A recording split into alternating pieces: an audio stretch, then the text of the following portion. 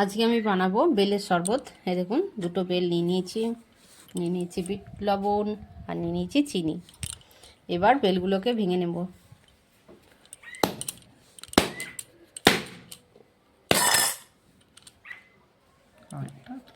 এই দেখুন কত সুন্দর, একদম পাকা বেল। কি সুন্দর গন্ধ।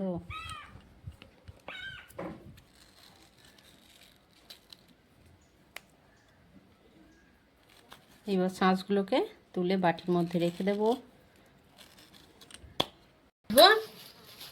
সুখ দুঃখ সবকিছু নিয়ে রিল্যাক্সে বাঁচবো।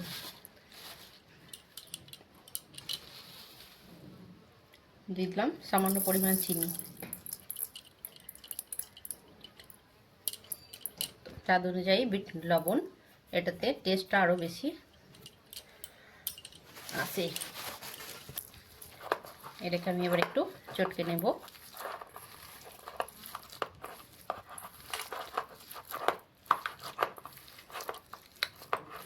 এইভাবে তারপর আমি দিয়ে দেব জল।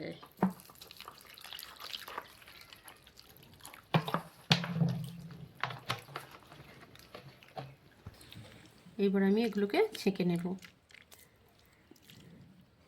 টিপে টিপে রসটা বের করে দেবো, ছিপড়েটাকে ফেলে দেবো।